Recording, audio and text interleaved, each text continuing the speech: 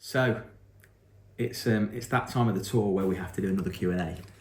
It's become a bit of a tradition, and I think there could be riots if we don't do one. I think so, yeah. So we have to. So we have to, and we've got some questions. About 80% of the questions are, when are you coming to so-and-so Yes. venue? Fair enough. We don't know. But get your local venues to try and book us. That's the response to that. Okay. If you want us to come to your town, you've got to get onto your local theatre and say, we want you to book the Run Rig Experience, beat the drum. Right, okay. Let's get started. Yeah, let's have a go. I've not got a huge amount of time tonight. Okay. Graham John Weston. After a Good tour, lad. how do you revert back to your normal lives? I tell you what, Graham should know this because he comes to about half the show. He does. I feel like he's on tour with us sometimes. I Graham's agree. An absolute gentleman. And he doesn't give up when he wants a song. He doesn't. Very tenacious. And it worked. Very tenacious, yeah. Because Don't get any ideas other people. Because of Graham, you got Gabriel Sword. That's very true. But how do we get back to normal life? How do we get back to normal life? It is weird. For a couple of days, you are sort of your clock, your sleep clock, everything's out, and also you got to go back to work. You've got people in your life again, different people that you love and you want to be with, as opposed to us. But it's weird.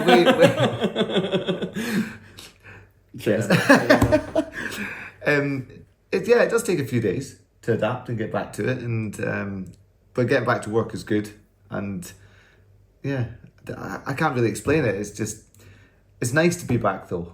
It's nice to be back in your own bed. That's probably the nicest thing.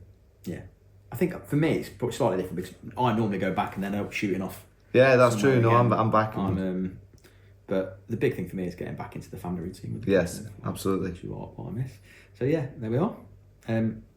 Frederick, who is out here in Denmark, when will you play Rise and Fall? And actually, we had a conversation about this. We did. The And other it'll day. be on the next. It was Remembrance Day, wasn't it? And that was one of the conversations we had. So it's in the frame, isn't it? It is It's absolutely beautiful song. There is always a conversation going on about what other Run Rig songs could we do, and that's one that's cropped up 2 or 3 times. So Well, it's really hard being a set because you've got to keep the main ones that everybody wants that haven't seen the show, but also chop and change it. So I think Rise and Fall will be great. yeah, agreed. Watch this space. Yes. Susan Shearer Taylor says, any chance of a live CD? And loads of people ask us that. I know. And it's really weird because Ethan, James, are like, what's a CD? I know. Do We have people to have CDs We have to anymore? explain to them what a CD is because they're too young. There's not going to be a live CD. I don't think so. These are not our songs. They're Run Rig songs. If you want to listen to these, listen to Run Rig because that's what we do. Absolutely. So yeah, unfortunately, that's not in the offering. There are some clips and stuff on YouTube. On YouTube, there's a lot of stuff that if you want to hear our versions. And we may well do some video content and put some stuff on YouTube in the future.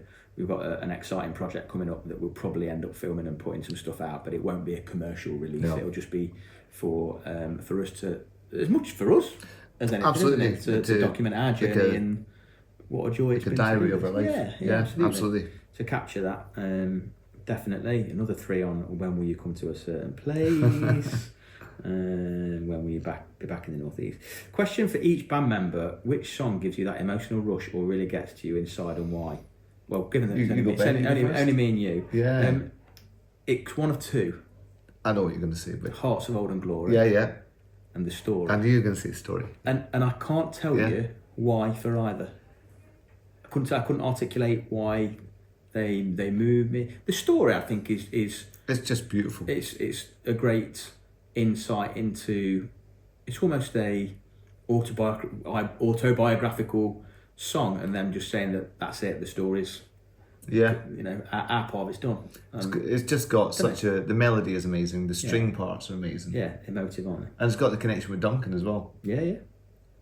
As in putting the video together for them. What about yours? For me, it's still Life Is. Yeah. Which took on an even sort of bigger thing when we did the Bruce Guthrow. We did a tribute to him doing Life Is, and I love that song anyway. But that was hard to get through sometimes. Yeah, 100%.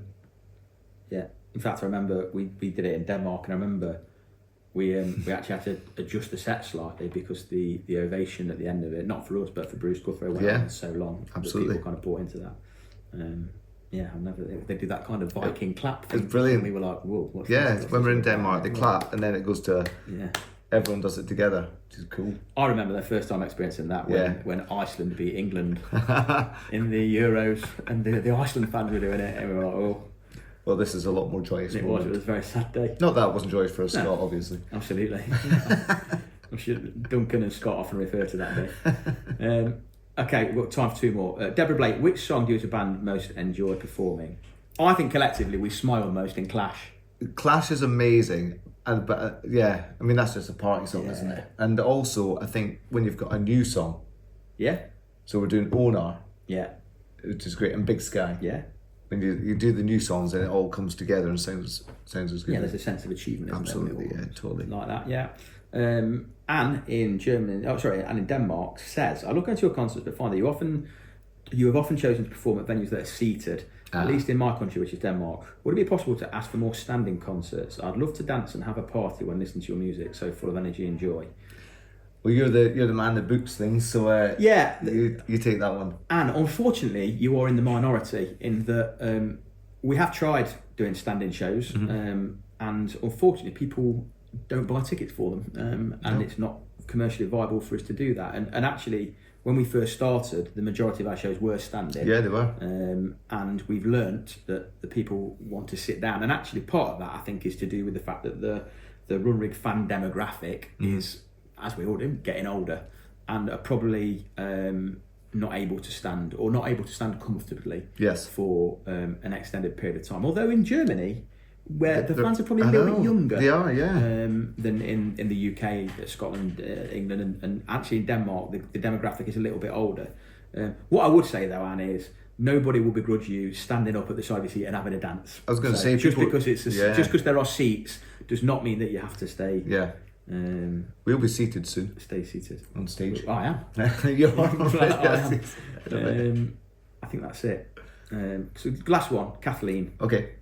Kathleen from Germany. Given all of you have musical careers outside of Beat the Drum, how is Beat the Drum fitting into it all, or fitting into all that? Do you find it to be entirely separate, a standalone project, or do you find intermixing and changing between the two areas, or something else? What about you, Rich? Well, I used to play a lot, so Thursday, Friday, Saturday, Sundays, in different various sort of weddings and private functions, things like that. So when we took on this, I stopped doing that because you can't do both, and with a family, and I didn't want to do both. This was definitely a passion project that I wanted to put my all into. But I did say though, before I came out on this tour, I always book a couple of local gigs just to get back into it. So yeah, the past gigs kind of gone, and this is what we do. Yeah, for me, I don't. Again, I was like you. I was doing I used to gig all the time, 150 to 200 shows a year, and now really I do this, where I'm playing keyboards. But I'm a guitarist by trade, and I still do a little bit in the church circuit, with my church, and other kind of bigger kind of national church events, and I still do the odd function and festival with my band, my covers band, which is something I really just enjoy really. But yeah, all my playing now is on my terms. It's stuff that I want to do rather than have to do to make a living, if that makes sense. And I think that that's important. That's it. So we've got time for. Well, thank you very much for your questions. It's good. We'll see you We'll soon. be back in the UK. What is it? December? I think the 30th of November. Oh, right. St Andrew's Day. Oh yes, Intrude. We've not got tickets. There are some left. Settle sold out, Carlisle sold out, Nottingham sold out, Edinburgh sold out today. Wow. There's still some, Abbeymoor I think's got about 8 tickets left. That's amazing. Oban, there's still a few left. Dunfermline, there's a few left. Dundee is very nearly sold out. Aberdeen has sold out. And Garda Shields, I think, is about 75% sold out. Wow. So, thank you. Thank you for, that's crazy, isn't it? Wow. Bonkers. See you soon. Yeah. Bye-bye.